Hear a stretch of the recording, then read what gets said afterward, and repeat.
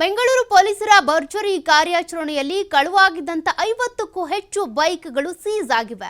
6 police ಠಾಣಾ ವ್ಯಾಪ್ತಿಯಲ್ಲಿ 6 ಮಂದಿಯ ಬಂಧನ ಕೂಡ ಆಗಿದೆ. ವರ್ತೂರು, ವಿಲ್ಸನ್ ಗಾರ್ಡನ್, ಯಲಹಂಕ, ಕೋಣನಕುಂಟೆ, ಬಾಗಲಕುಂಟೆ, ಪುಟ್ಟೇನಹಳ್ಳಿಯ ಪೊಲೀಸರು ಈ ರೀತಿ ಬೇಟೆಯಾಡಿರೋದು.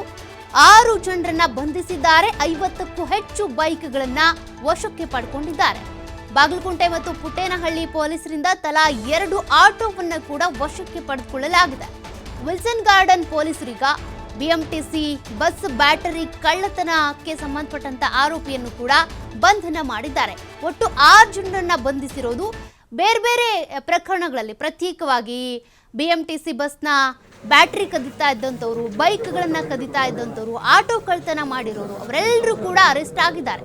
ಒಟ್ಟು 62 ಲಕ್ಷ ಮೌಲ್ಯದ 56 ಬೈಕ್, 4 ಆಟೋ ಹಾಗೂ 4 ಬಸ್ ಬ್ಯಾಟರಿಗಳನ್ನ ವಶಕ್ಕೆ ಪಡ್ಕೊಂಡಿದ್ದಾರೆ.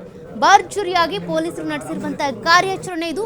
ಕಳುವಾಗಿದ್ದಂತ 50ಕ್ಕೂ ಹೆಚ್ಚು ಬೈಕ್ಗಳು, ಆಟೋಗಳು ಮತ್ತೆ ಬಸ್ಗಳ ಬ್ಯಾಟರಿಗಳನ್ನು ಕೂಡ ಸೀಸ್ ಮಾಡಿದ್ದಾರೆ. 6 ಮಂದಿಯ ಅರೆಸ್ಟ್ ಆಗಿದೆ.